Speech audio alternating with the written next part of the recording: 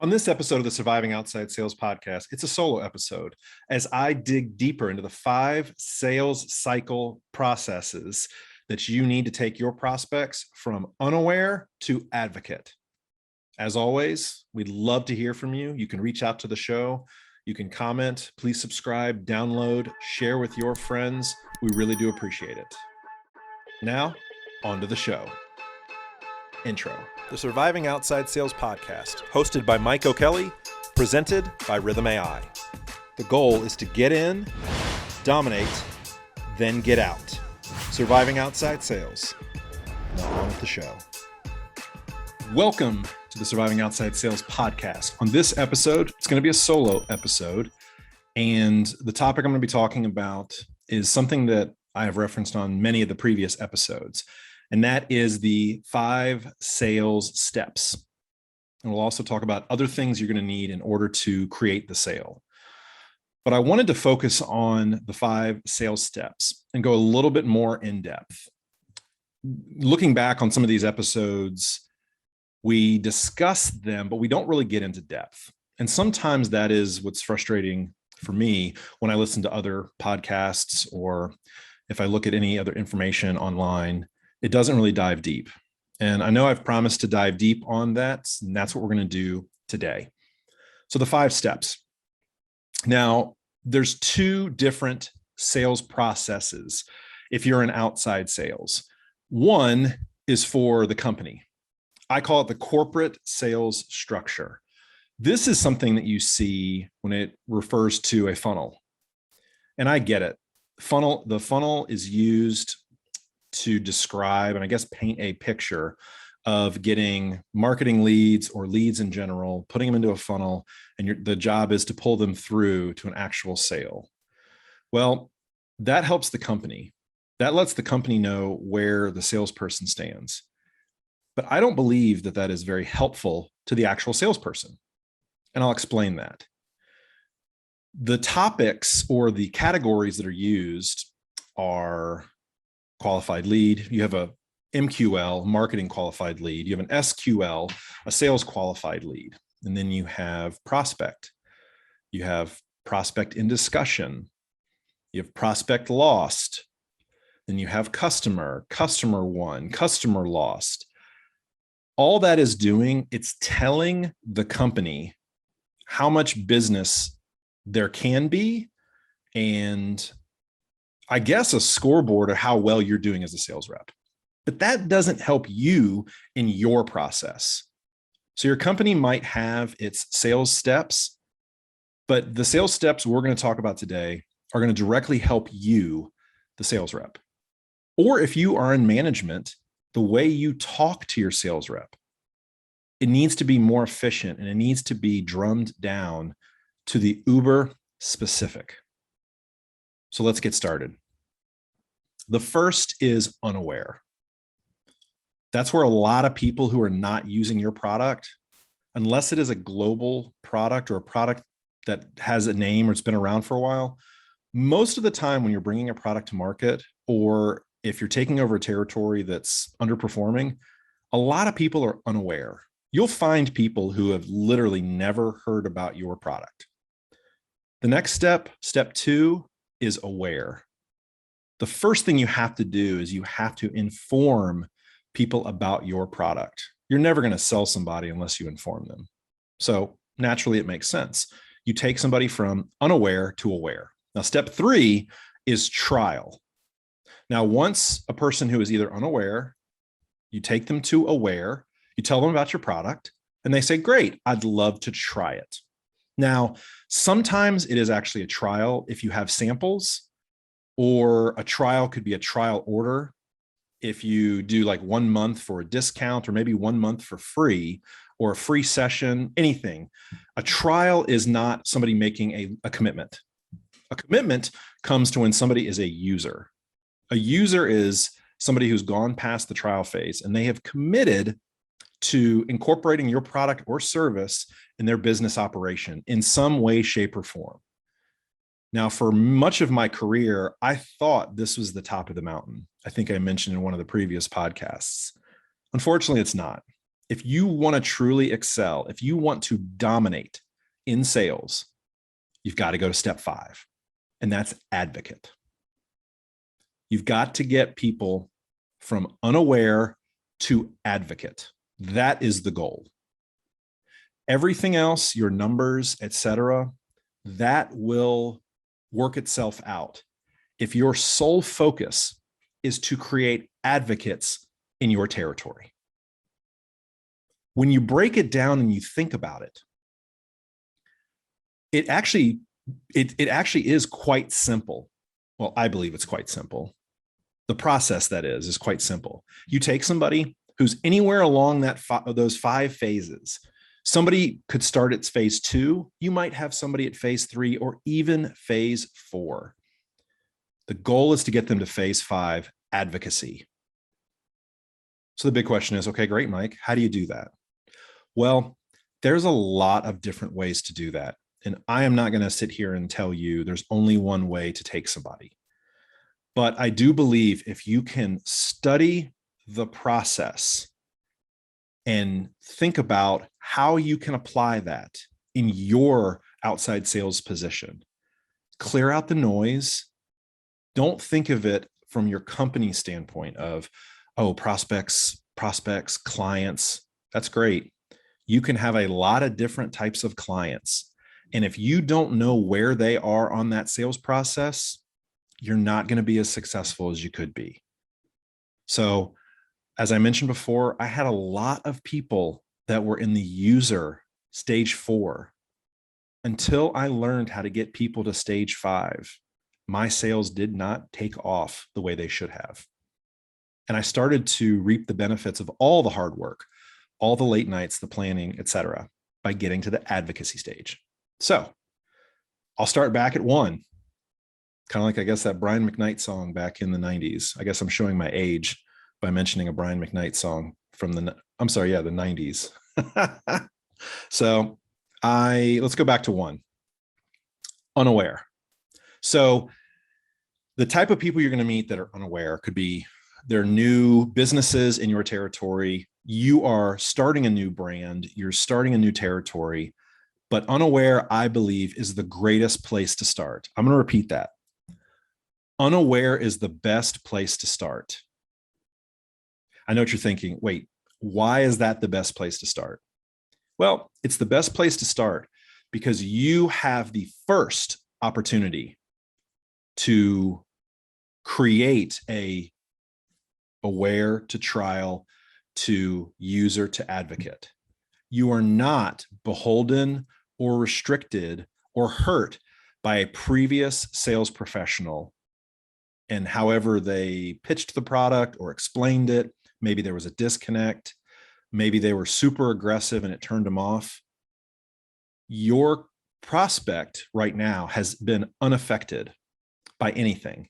You are the first person. It is fresh. And I believe that is the best place to start.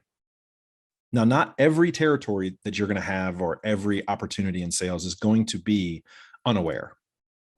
But if they are unaware, that is a great place to start and put a stamp on your brand, your business, and your territory.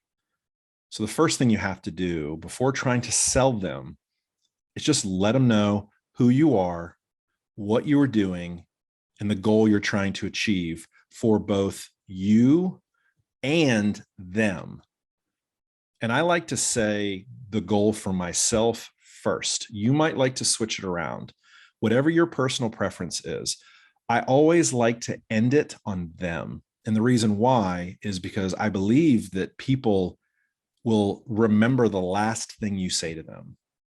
So for instance, if I say, my goal is to bring profit to your branch, make your brand look better, and in the process, build a relationship between us, they might just think that I'm trying to get something from them.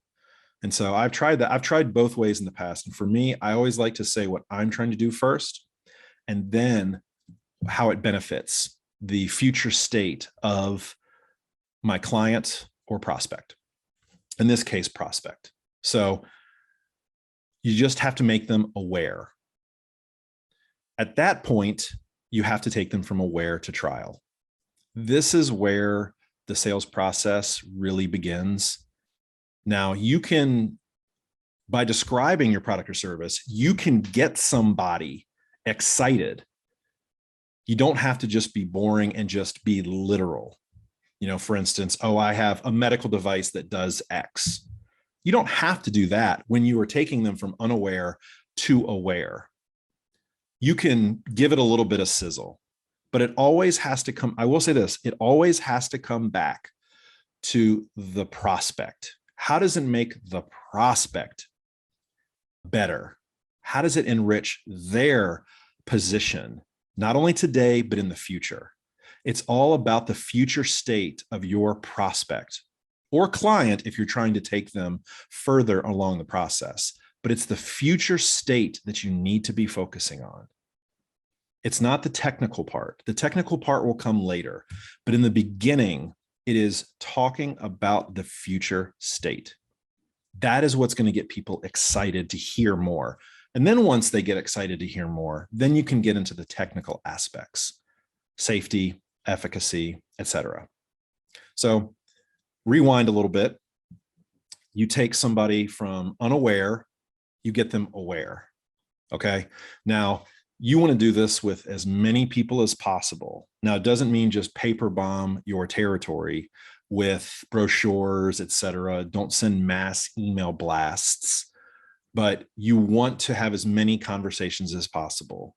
So in the beginning, if you're starting a sales territory, boots on the ground, hitting as many accounts as possible. You want to see face-to-face what type of client, or in this case, the prospect, what you're dealing with. You want to know what you're dealing with right up from the beginning. Some prospects that you believe are going to be home runs are going to be swing and a miss. And some you don't think there's going to be any potential can turn out to be your biggest accounts. So don't prejudge when you walk in. Walk in as a clean slate and seek to understand and learn about their business.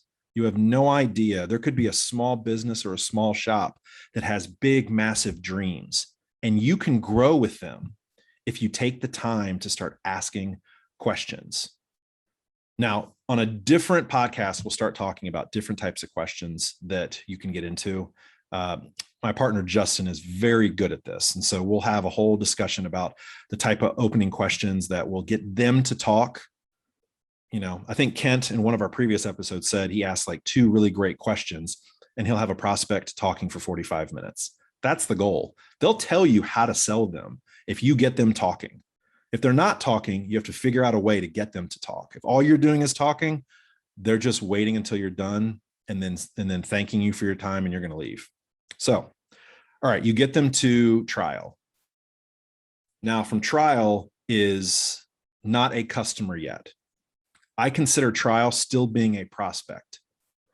They're still figuring out whether or not they want to use you on a long-term basis. So there are 4 critical things that I believe you have to have in order to close a sale. Number 1 is efficacy. Does the product or service that you are providing, does it work? Do you have proof that it works? A lot of my experiences in the medical field, white papers, clinical studies, testimonials from other physicians work well also. Efficacy. Does it work? The second is budget. If you're selling a product direct, medical sales or lasers or any kind of medical equipment or even copiers, do they have the money? Now, if they say, oh, it's just not in the budget, it doesn't necessarily mean that they don't have the money. Okay. You have to continue to get 3 no's. That is my recommendation. Get 3 no's. So if they say they don't have the budget, come back with 2 alternatives that solves that problem. And then if they continue to say no, it probably is just not in the cards at this moment. So for instance, Mike, it's not in the budget. Okay, I tell you what, if we can get you the product and delay payments for 6 months, can it be in next year's budget? Do you see a value in that? And if they say no, okay. In that case, I mean, if they just say flat out no after that, I probably would come back with, have I not done a good enough job to display how your clinic is going to profit from this? I would try to ask more questions at that point because I haven't done my job properly. If they're using budget as a objection, ask more questions. That's not okay, I'm just going to leave. Yeah, they're not interested. They might not know of various scenarios that you can help them out with. For instance, there are financing companies with a lot of these medical devices. They have a lot of creative financing where there's no payment due for 6 months and sometimes even a year. That gives you an opportunity to build up their business so that the device might even be paid off by the time you get done. So budget's number 2. I believe that's number 2. Let me do a brief recap. Number 1 is efficacy. Does it work? Number 2 is budget. Number 3 is timing. Now, timing is undervalued when it comes to the sales process. Now, what I mean by that is, let's just say you walked into an account, and I'll use medical sales since that's most of my background. If I walk in and a physician has just purchased a bunch of machines or has just done a massive renovation or a massive overhead expenditure, right now might not be the right time. And it's not so much that they're really trying to blow you off. They could just be so mentally exhausted. And I have had this before in my career where I was just told right now is not a good time. And I said, I will follow up with you in 3 months. Is that fair? And they said, yes, great, thank you. And in 3 months, I got the account.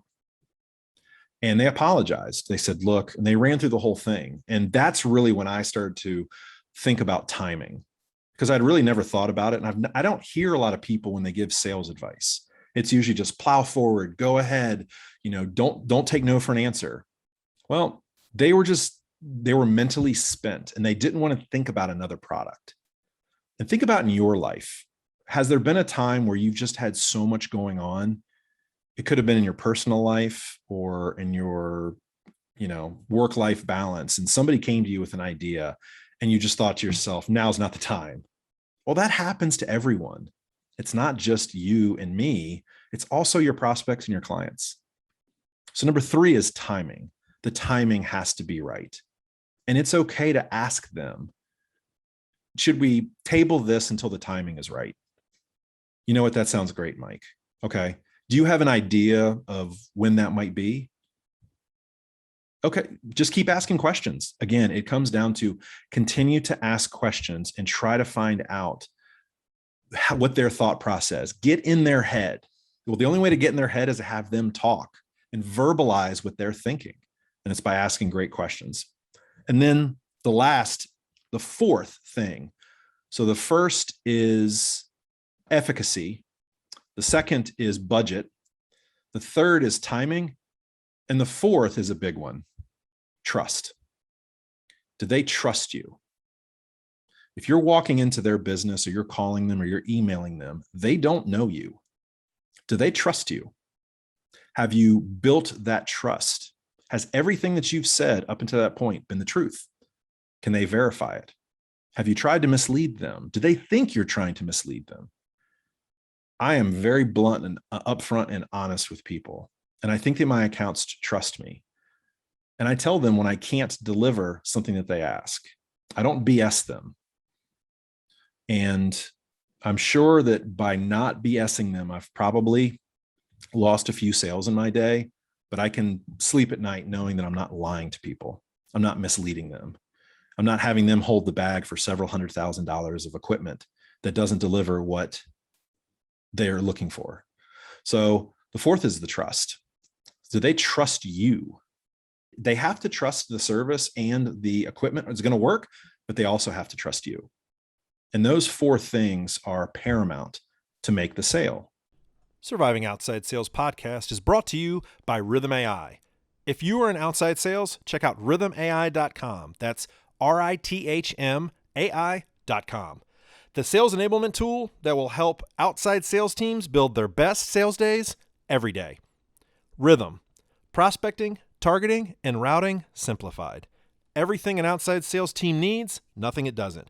Try for $1 for the first month today. That's rhythmai.com. Now back to the show.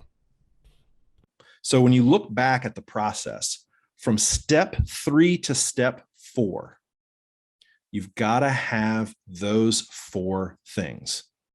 You've got to have the efficacy, the budget, you've got to have the timing right, and you have to have the trust. So it's a multifaceted approach in order to sell somebody. And that is why when you look around the industry, it is very frustrating that I don't see enough people talking about budget, conversations around budget, and conversations around timing, and conversations around trust. And it's not building rapport. Building rapport is walking in and talking golf, but trust. And the trust also comes with after the fact, the post sale. Because just remember, the goal is not to get a user, the goal is to get an advocate. So if you get the sale and you don't back up what you did or what you promised as far as post sale, you're never going to get an advocate. It's never going to happen. Your product or service is not going to work well enough unless you're like the 1% of super products.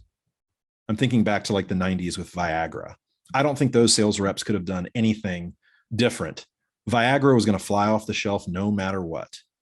But if you don't have a product like that, which I think is about 99% of the sales reps out there, if you don't have a product like that, then you have to, in order to take people from user to advocate to the top of the hill, you have to back up everything you say. And that trust level has to be there. And if it's not, those other 3 could be perfectly aligned. You're never going to fulfill your potential. You're never going to get advocates. I struggled once the sale was over. I didn't understand how I could get that person to work for me. So we'll dive into the advocate part in a second, but on a recap, you want to take as many people from unaware to aware, then aware to trial, and then getting them from trial to user is having those 4 things.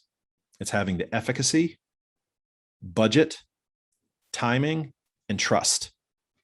And then once you get into the user phase, then it's the advocacy.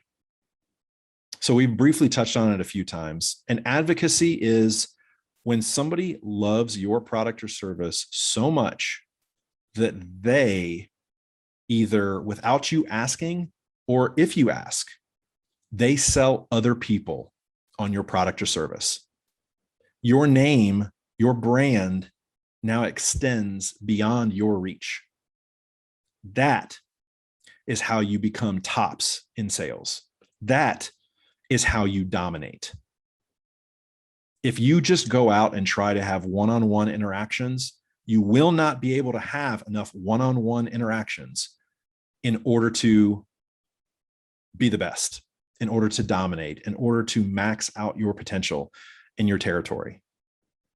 And just so you know, I struggled with this for a really long time, and I've been very honest that I've probably missed a lot of opportunities in my career because I didn't understand this process fully until a couple years ago. Creating advocates. And so by creating advocates, you're doing everything that we say from the first 4 steps, especially the trust factor. If somebody trusts you, they will put their name behind yours. If they don't, they won't, no matter how good your product is. So once the sale is over, you have to continue to build on the relationship. This is where I struggled in the past. I stopped. I felt the relationship was built. It wasn't. It was not cemented. It could take years to cement that relationship to the point where somebody will put their name behind you. So that means after the sale, you continue to follow up. You ask them how they're doing. You give them support and you thank them. Thank you. I don't know if we say that enough in our industry. I don't know if we thank our clients and our customers enough. And we might say it in an email, but when we see them, thank you so much. I appreciate you. You didn't have to buy my brand, but you did. There's a lot of brands out there and you chose mine. So thank you. But it's getting people to the advocacy stage and it's continually building on that relationship until that relationship is so cemented, it's so strong that if a competitor comes along with even a better product or a better price, they say no. That's protection for your business. So you might continue to get user after user after user, but if you're churning through your customers, you're never going to expand. You're never going to scale. You're never going to grow. You want to hold on to every single person who's become a user and never, ever let them go. Now, there will be some people you're never going to get to advocacy stage, and that's okay. There are just some people who always like to keep their options open. They do like other products that might be similar to yours, and they don't want to put all their eggs in one basket. So I'm not saying this is an ironclad, every single person is going to become an advocate, but you're going to get enough. And I think a good number to start with is 20. In your business today, I want you to do this little task. You can do this later. If you're listening in the car, think about it. Do you have 20 people that if you were going to start a new business or you were going to start with a new product in the similar space next week, that they would not only sign up, but they would get other people involved? Or if you called them and you said, hey, I really need your help. Can you help me out? Would 20 people say yes without even asking what it was? Yes, I will help you. Yes, Mike, what do you need from me? If you don't, you need to get to work. Even if your numbers are great, do not sit back on your laurels. Do not sit back and pat yourself on the back about how great your numbers are. Hey, look, I've done that before. I've had killer quarters and I've patted myself on the back. And then all of a sudden, 6 weeks into the next quarter, I'm like, oh shit. It's happened to me. And it happens to everyone. Okay. Don't let anybody out there say that that's never happened to them. Every single person, it's happened to them at least once. Now, the question is, after that first time, how many times has it happened to you? So the goal is to get them to be advocates. And so the key of having those advocates is that you want to be able to reach out to them and say, who do you know? But you also want to ask them things like, what would you do in my shoes? Or how do I sell somebody? What should I be talking about to other people like you? So in this case, if you've got, plastic surgeons, how would you approach a plastic surgeon with my service or my product? What's the first thing you would bring up? Again, have you noticed a theme? Asking more questions. If you're not curious today, become curious. It's amazing how easy sales will be if you just start asking the right questions. And ask questions that demand a thoughtful response. Like, what would you do if you were in my shoes? If I were to attract an expert like you, what would I need to say? I slid in the word expert. I gave them a compliment while asking them a question. People love that. I love to get complimented. I appreciate that. If I have like a random stranger who tells me they like my hat or they like my shoes, or they like my shirt, or they like my haircut, I'm like, wow, thank you. I appreciate that. You always remember that kind of stuff. And everyone's human. So throw some compliments people's way, as long as they're genuine. Don't just be fake and just throw a compliment for the sake of throwing a compliment. Be genuinely intrigued by the other person and what they're having to say, and take a genuine interest in the other person. Because even though you've gotten business from them, they can open doors that you might not be able to open. So the advocacy, getting them to sell for you. And it's a situation where it could be, Hey, I've got a pitch that's happening on Tuesday with this doctor. Do you know this doctor? Oh, I know this doctor really well. Can you do me a favor? Monday before the pitch, can you please reach out to them and tell them your experiences? And that's all you ask. Just say, if you already know that they're an advocate and you know they love your product or service, just have them be honest. Do me a favor, text and say, or email or call and say, I absolutely love this product. I think you should get it. I think you should strongly consider it, something like that. And that is going to set you up, because a referral is always going to be stronger than a cold call, always. So if you can have somebody warm up your prospect before you get there, your chances of success have skyrocketed. That's the key. That's how you accelerate your growth in sales, is having other people assist you. That physician or that accountant or whatever business you're in, that person that's your advocate is not being paid by your company or by yourself.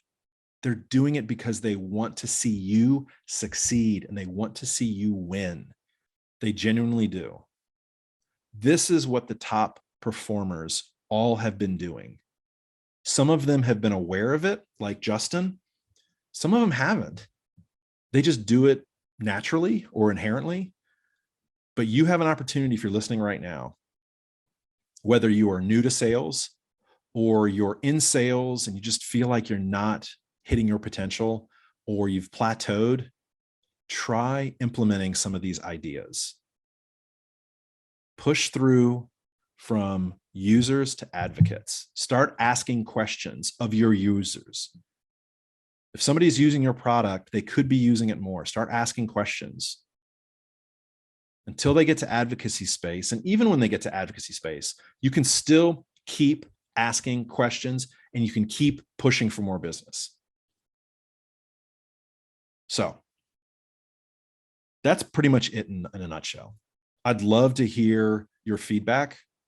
And I thank you so much for listening. The response that I'm getting, the DMs, the text messages, the phone calls, the encouragement that I'm getting from people is fantastic. And I am putting all this out there for the audience and for the listeners. And yeah, even this is, a dozen or 15 episodes that have been out or recorded. They have not been released yet, but have been recorded. It's still awkward. It's still hard. I don't feel like I'm even close to capturing all of my thoughts coherently. I don't like to write down notes because then I feel like a robot. I like to just have a stream of consciousness. I like to have a conversation.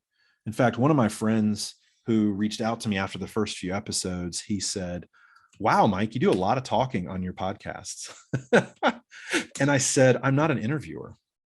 And I don't want to have an interview per se style. I want to have a conversation between two professionals. And if it's just one person doing the talking, I personally don't find that interesting. And what usually it happens is even podcasts that I really like, I usually like them because I want to hear how the host reacts to what the guest is saying. And there was one podcast in particular, I'm not going to name it, that I really loved. But after a while, I wanted to hear more from the host and not the guests. There's only so many guests that you can bring on that all say basically the same thing. I wanted to hear what the host thought. And so I thought to myself when I was going to start a podcast, that's what I'm going to do. Good, bad, or indifferent. You may like what I have to say. You might not like what I have to say. But I'm just going to be honest and I'm going to be real. And I'm going to bring on people that are going to challenge the norms of what you think about. And my goal is every episode, as a listener, you take away one big thing.